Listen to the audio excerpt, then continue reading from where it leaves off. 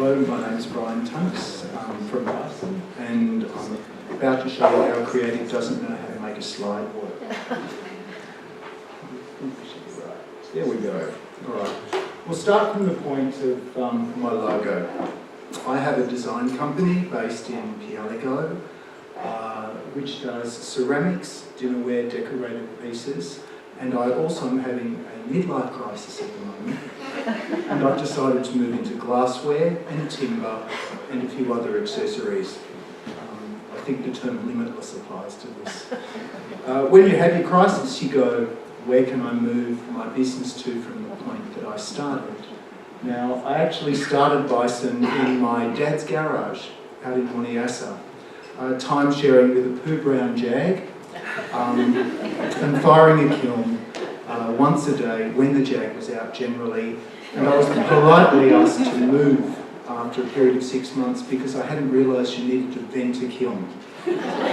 His tools had attained a really interesting pattern. I think it's called rust. And I was politely asked to look elsewhere. At which point I moved to Pialigo, which I've never looked back. I love the location, I love the fact that we can create pieces there, we can work on evolution of design, and we can enjoy what we do in an environment that's rural and industrial and supports a creative like myself. The logo that you saw at the very beginning of this slide presentation is actually that of a bison. Now, I actually began my life as an archaeologist and ancient historian. My master's degree was on prostitution or masculinity and marginality in the ancient Roman world. I think another term, relevance, springs to mind. It was mapping the topographical, the literary references and the legal references to the cultural framework of ancient Rome. I think it shows a bit of how the creative brain, or the one I'm supposed to have, works, and it shows that you have to be very fluid, and that's also the case with design. That image that's up at the moment is also indicative of relationships. A friend of mine is a local artist, Tiffany Brown, and she was a Sulman finalist, and she actually painted one of our pieces incorporating elements from her garden, and we've had several exhibitions in the Bison space that celebrate that. And what I love about our local community is the fact that we can engage with different people in the creative industries here and bring them in as part of your process.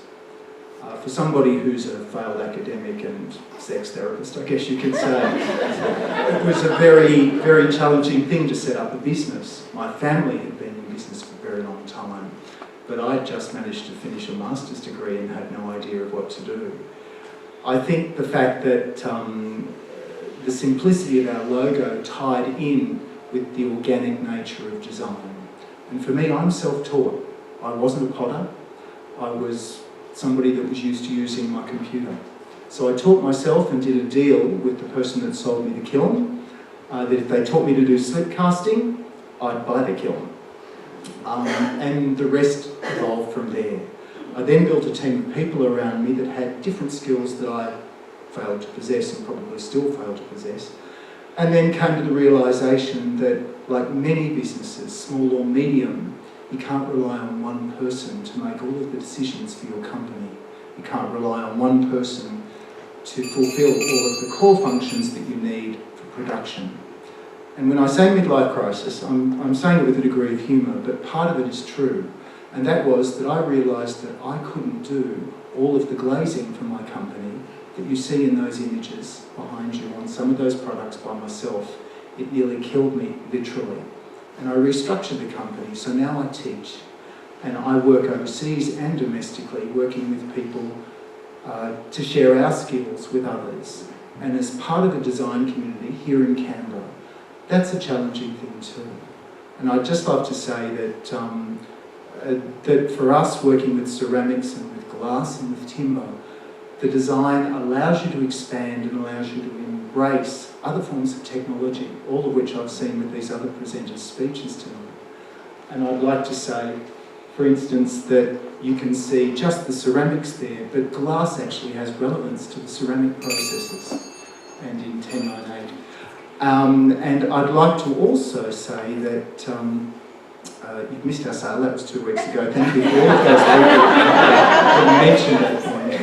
And that we're continuing to evolve. Come and be part of that process and give me your feedback. That's what being an entrepreneur is all about. Thank you.